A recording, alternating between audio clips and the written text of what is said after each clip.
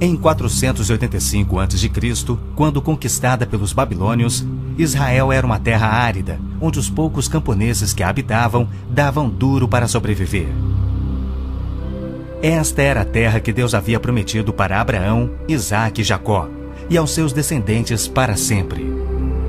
Toda a terra que você está vendo, darei a você, Abraão, e a sua descendência para sempre. A terra não poderá ser vendida definitivamente, porque ela é minha. O povo que orgulhosamente habitava a terra prometida foi dizimado, espalhado e levado à Babilônia, onde passou 70 anos, conforme predito por Jeremias.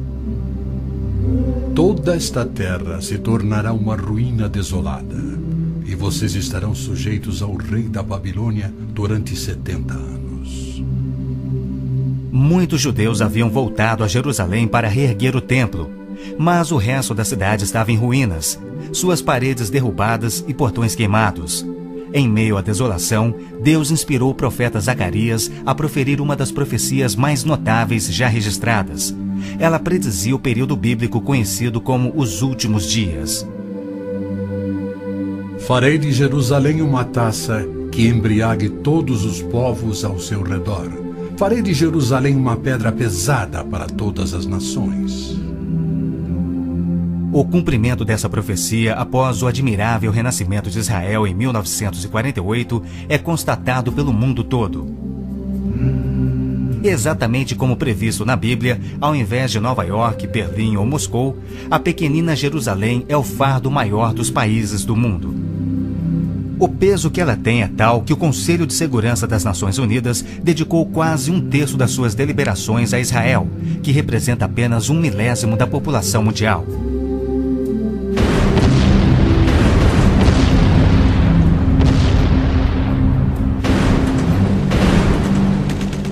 Jerusalém não seria o problema número 1 das Nações Unidas se a nação de Israel fosse facilmente intimidada, mas os seus militares são os melhores do mundo. Naquele dia farei que os líderes de Judá sejam semelhantes a um braseiro. Eles consumirão todos os povos ao redor. O Senhor protegerá os que vivem em Jerusalém.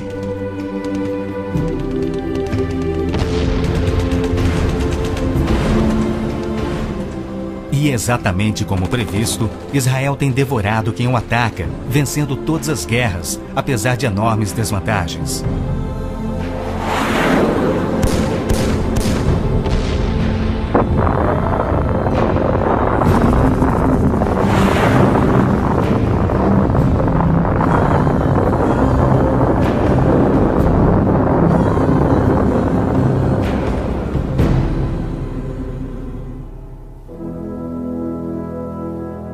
O anjo Gabriel revelou a Daniel que Jerusalém seria reconstruída e que após 483 anos viria o Messias. E que seu próprio povo, o povo de Israel, o rejeitaria e o crucificaria. Que a cidade e o templo ficariam outra vez em ruínas. E foi assim que aconteceu. Depois o ungido será morto e já não haverá lugar para ele. A cidade e o lugar santo, o templo, serão destruídos pelo povo do governante que virá. Jesus entrou em Jerusalém no dia exato da profecia, foi aclamado como Messias e depois rejeitado. Jesus mesmo profetizou: Eu lhes garanto que não ficará aqui pedra sobre pedra, serão todas derrubadas. E serão levados como prisioneiros para todas as nações. No ano 70 DC, exatamente como Cristo previu, os exércitos romanos sob Tito saquearam Jerusalém, derrubaram o templo de Herodes e não deixaram pedra sobre pedra. Mais de 1 milhão de judeus foram mortos e o remanescente espalhado pelas nações. Vocês serão desarraigados da terra em que estão entrando para dela tomar posse. Então o Senhor os espalhará pelas nações, de um lado ao outro da terra. Os profetas de Israel também previram o antissemitismo, que perseguiria os judeus por toda parte. Vocês serão motivo de horror e objeto de zombaria e de riso para todas as nações. Espalhados entre as nações, os judeus têm sido odiados, perseguidos e mortos como nenhum outro povo, enquanto a estéril terra de Israel permaneceu de luto. Após sua visita em 1867, o escritor Mark Twain escreveu: Belém, a terra em que os anjos cantaram não é habitada por criatura alguma. A Palestina se recobre de pano de saco e cinzas, desolada e sem beleza. Em outra de suas profecias admiráveis, Jesus declarou: Jerusalém será pisada pelos gentios, até que os tempos deles se cumpram. Jerusalém foi disputada por todos os grandes povos da história. Babilônios a dominaram, depois os medo-persas. Alexandre o Grande tomou a Palestina para os gregos em cerca de 300 a.C. Depois foram os egípcios, seguidos pelos assírios e então os romanos. Invasores islâmicos se apoderaram dela, mas foram depostos nas cruzadas. Mais tarde, os mamelucos islâmicos do Egito a tomaram. Depois, os turcos otomanos reinaram por 4 séculos. E ao longo destes séculos, os judeus ali viveram e sofreram. O pleno cumprimento das profecias bíblicas sobre Israel, Jerusalém e os judeus é a prova incontestável da existência de Deus e da veracidade bíblica. Muitos pensam que as cruzadas católicas libertaram a Terra Santa para os judeus, quando, na verdade, massacraram os judeus e tomaram a terra para a Igreja Católica. O Papa Urbano II, que organizou a primeira cruzada, desafiou seus seguidores a seguirem a estrada para o Santo Sepulcro, tomando a terra daquela raça malvada e sujeitando-a ao seu domínio. Hordas de voluntários, ostentando a bandeira da cruz, massacraram os judeus, a linhagem terrena de Cristo. Isso por todo o trajeto a Jerusalém. O líder da cruzada, Godofredo de Bouillon, jurou que se vingaria pelo sangue de Cristo, matando até o último dos judeus. Ao tomarem a cidade de Davi, seus homens perseguiram os judeus até a sinagoga e atearam fogo nela. Os papas subsequentes trataram os judeus como leprosos sem qualquer direito. Entre estes, Pio VII, Leão XII, Pio VIII e Gregório XVI. O abuso de Hitler contra os judeus alemães antes da Segunda Guerra descortinou um antissemitismo fervilhante que se estendeu por todo o mundo. Ao navio transatlântico St. Louis, abarrotado com 1.100 refugiados judeus, foi negado acesso a todos os portos nas Américas do Sul, Central e do Norte. 700 destes tinham vistos de imigração para os Estados Unidos, porém o presidente Roosevelt os enviou de volta para morrerem nos fornos de Hitler.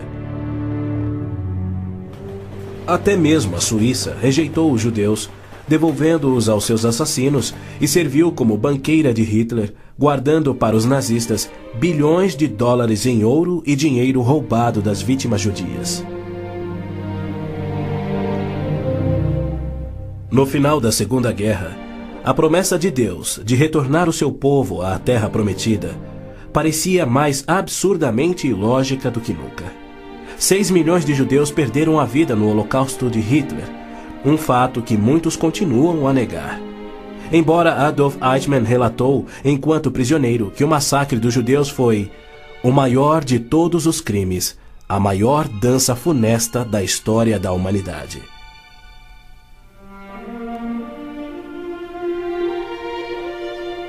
E o mais incrível é que, após a guerra, centenas dos esqueléticos sobreviventes, libertados dos campos de extermínio, foram mortos em toda a Europa. Porém, Deus não esquecera das suas promessas. De 1945 a 1948, apesar de um cruel bloqueio naval inglês, 10 navios antigos contrabandearam 70.000 sobreviventes do Holocausto para dentro da Terra Prometida. Nas palavras de um dos sobreviventes, os velhos navios e a frota britânica eram ameaças menores que a vida na Europa. Pela primeira vez em anos tínhamos um propósito: a criação de um Estado judeu. Milhões de judeus têm voltado a Israel oriundos de mais de 100 países. A existência de Israel hoje, na Terra Prometida, é incontestavelmente uma obra de Deus. Vejam, eu os trarei da terra do norte e os reunirei dos confins da terra. Aquele que dispersou Israel o reunirá. Em novembro de 1947, as Nações Unidas adotaram a sua Resolução 181. Ela dividia a Palestina, dando 18% aos judeus e 82% aos árabes. E tornou Jerusalém uma cidade internacional que, conforme o Vaticano também insistiu, nunca poderia ter domínio judeu. O mundo árabe rejeitou esta resolução e exigiu toda a Palestina. Até hoje, nenhum mapa árabe admite a existência de Israel.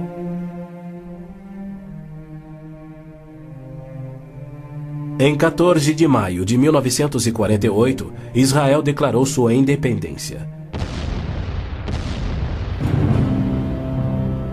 E foi imediatamente invadido por 6 nações árabes.